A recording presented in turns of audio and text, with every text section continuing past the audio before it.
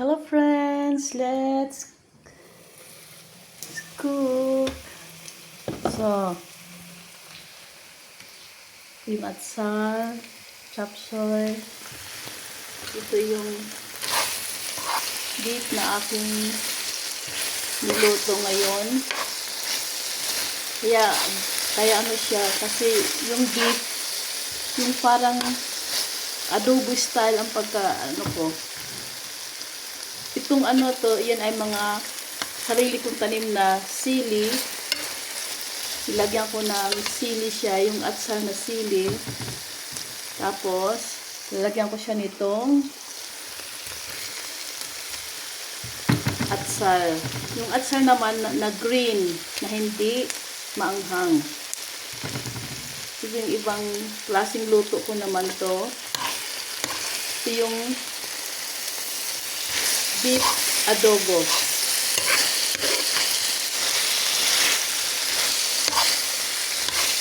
Kailangan yung wala siyang taba, puro siya laman na hindi siya beef stick, kundi beef siya, hiniwa ko siya ng pahaba. Yan. Hiniwa ko siya ng pahaba, tapos inadobo ko siya. Malambot siya. Nako, sobrang makunat yung karne. Yan siya. Sobrang siyang makunat. So, tapos lalagyan ko siya nitong chop suey. At ang kapartner niya ay malagkit na kanin. Hindi siya biko, kundi malagkit. Malagkit na kanin ang kapartner niya para mas masarap siya. So aromatic.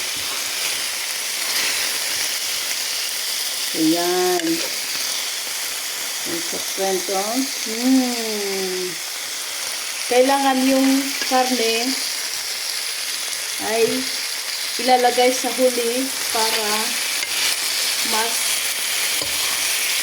crunch kapag kinain yung vegetables. So, luto na siya. Tatakipan lang siya ng 3 minutes para crunch kainin yung karne. Sobrang sarap talaga. Malambot, mabango, at matamis-tamis na maanghang. Yan siya. Ito yung luto ko ngayon. At saka yung gulay ay napaka-crunch. Hindi ilata ang luto. So, let's try. It's cooked now. It's finished. So, ito ay adobong beef na aking ginawa. Yan siya.